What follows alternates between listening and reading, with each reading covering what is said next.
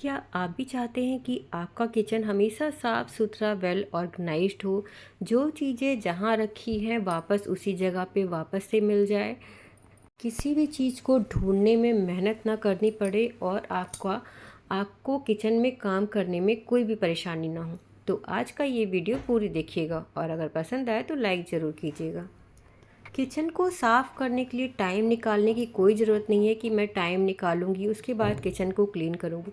आपको जहाँ गंदगी दिखती है बस उस एरिया को, पर्टिकुलर एरिया को आप साफ़ कर लीजिए। इतने से ही आपका किचन साफ़ दिखने लगता है। तो ये जो टाइल्स आप सामने देख रहे हैं, इस एरिया पे काफ़ी सारे दाल सब्जी के छींटे पड़े हुए थे, पीले पीले से दाग जमा हो गए थे। तो मैंने बस इस एरिया को, पर्टिकुलर इतने ही एरिया को अच्छे से क्लीन कर लिया जिससे कि मेरा किचन साफ दिखने लगा। मिक्सी को तो डेली हम गीले कपड़े से पोंछ ही लेते हैं, पर जो डिटेलिंग होती है वो साफ़ नहीं हो पाती है। तो उसके लिए आप पुराना सा टूथब्रश ले लें, उससे रब कर दें और फिर कपड़े से पोंछ दें।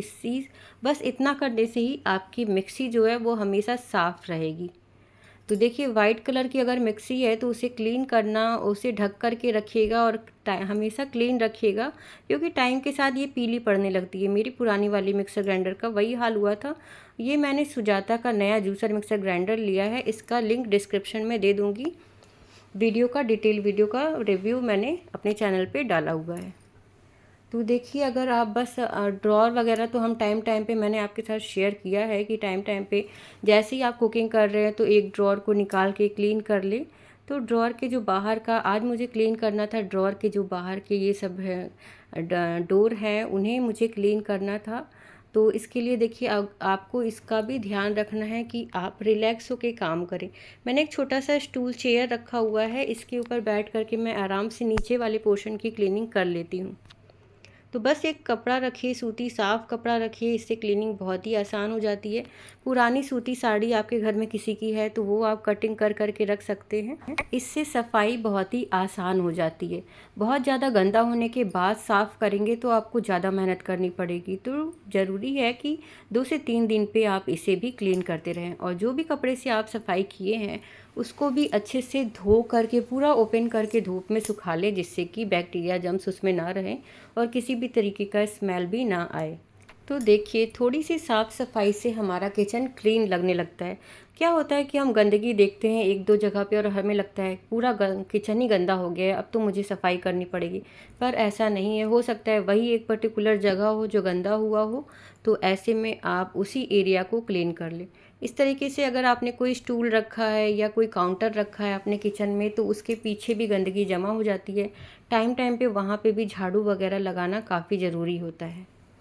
और अगर आपके घर घर में हेल्पर आते हैं तो आप उन्हें भी बोलें कि वो चीज़ों को हटा करके झाड़ू वगैरह लगाएं। टाइम टाइम पे मैं अपने किचन को क्लीन करती रहती हूँ, पर पॉसिबल नहीं हो पाता है कि हर चीज़ का वीडियो शूट कर पाऊँ। तो इधर के ये जो तीनों ड्रॉर आप देख रहे हैं ऊपर से लेके नीचे तक का, वो तीनों को मैंने डीप क्लीन किया था, उसके लाइनर वगैरह सब क्लीन किए थे। ये आटे का ड्रम है तो इसे भी मैंने खाली करके अच्छे से धो के धूप में सुखा दिया था। और ये वाला ड्रॉर भी, सारे ऊपर से लेके नीचे तक सभी ड्रॉर को मैंने अच्छे से क्लीन कर लिया था। कुछ कपड़े जो बेडशीट वगैरह के पुराने कपड़े होते हैं उनको मैंने स्क्वायर शेप में कट करके रखा है क्लीनिंग के लिए। और ये मसाले मैं हमेशा इसी तरीके के शीशी में रखती हूँ। ये कॉफ़ी की शीशी है और छोटे छोटे जार हैं, डिब्बे हैं, उसमें रखती हूँ, क्योंकि मसालदानी में अगर आपकी बड़ी फैमिली है 2 से 3 दिन पे मसालदानी आपको बार बार रिफ़िल करना पड़ता है। अगर आप ऐसे रखेंगे तो बार बार आप रिफ़िलिंग करने के चक्कर से बच जाएंगे और स्मेल भी नहीं जाता है मसालों का। मसालदानी में मुझे ठीक नहीं लगता है तो मैं ऐसे ही रखती हूँ। तो देखिए, किचन को क्लीन करने के लिए मैंने एक किचन क्लीनर मंगाया है फ्लिपकार्ट से। तो इसका लिंक मैं आपको टैग प्रोडक्ट में दे दूँगी, आप टैग प्रोडक्ट में जा कर के चेकआउट कर सकते हैं। काफ़ी अच्छा मुझे ये क्लीनर लगा और आपको काफ़ी अफोर्डेबल रेट पे ऑनलाइन मिल जाएगा, तो आप ये मंगा सकते हैं। मुझे तो काफ़ी अच्छा लगा, मैंने इससे क्लीनिंग करके भी देखा है। ये एक पूरा 500 ml का ये जार है और इसके साथ आपको ये स्प्रे डिस्पेंसर भी मिला हुआ है। तो देखिए, अर्बन वाइब का ये है और ये काफ़ी अच्छा है, आप भी इसे मंगा सकते हैं, देख सकते हैं। वैसे आगे के शॉर्ट वीडियो में या फिर डिटेल वीडियो में मैं इसका रिव्यू भी आपके साथ शेयर करूंगी, क्लीन करके आपको दिखाऊंगी कि ये कैसा क्लीनिंग करता है। तो किचन की चिमनी हो या फिर कैबिनेट्स के डोर हो या स्विच बोर्ड हो, आप किसी भी चीज़ को इससे आसानी से क्लीन कर सकते हैं। हम सब अपने किचन में इस तरीके के झोले, कैरी बैग या बैग जो भी आप कहते हैं इसे, वो रखते ही हैं सब्जी लाने के लिए, गेहूँ चावल लाने के लिए, और ये काफ़ी तरीके से काम आते हैं। अगर आपको कुछ डी क्लटरिंग करनी है किचन में तो आप उसके लिए भी इस बड़े बड़े बैग्स का, चावल की बोरियों का इस्तेमाल कर सकते हैं डी क्लटरिंग में भी। और कोई भी मेहनत भी नहीं करनी पड़ती है डी क्लटरिंग में, आपको कोई बॉक्स वगैरह ढूंढना नहीं पड़ता है। तो उसको ऑर्गेनाइज़ रखना, इन सभी को भी ऑर्गेनाइज़ रखना बहुत ज़रूरी है। तो एक सबसे बड़ा वाला जो कैरी बैग था उसे मैंने इस तरीके से फ़ोल्ड किया है अंदर की तरफ और इसे एज अ ऑर्गेनाइज़र यूज़ किया है इन्हीं सारे झोलों को रखने के लिए। तो आपने देखा इन्हीं के लिए मैंने ऑर्गेनाइज़र बना दिया है। तो इस तरीके से अगर आप फाइल सिस्टम में इस तरीके से सभी कैरी बैग्स को रखेंगे तो ये विजिबल भी होगा, दिखेगा भी, नीट एंड क्लीन दिखेगा आपका किचन, वेल ऑर्गेनाइज दिखेगा। आप देख सकते हैं कितना सुंदर लग रहा है देखने में भी।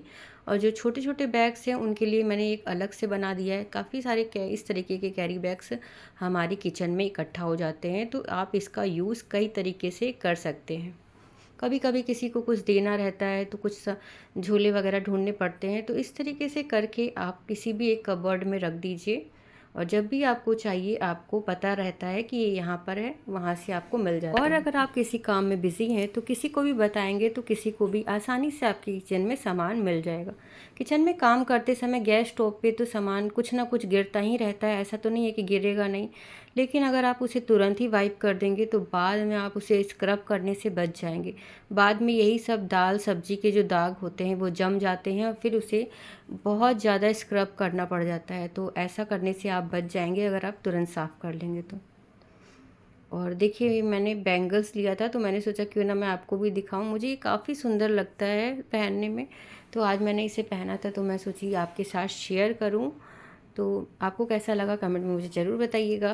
तो देखिए इस तरीके के जो स्वीट्स के बॉक्स आते हैं ना प्लास्टिक के, कुकीज़ के या मिठाइयों के, तो उनका यूज़ आप कई तरीके से अपने किचन में कर सकते हैं, पर बिल्कुल भी फूड आइटम इसमें मत रखिएगा क्योंकि इसकी प्लास्टिक अच्छी क्वालिटी की नहीं होती है।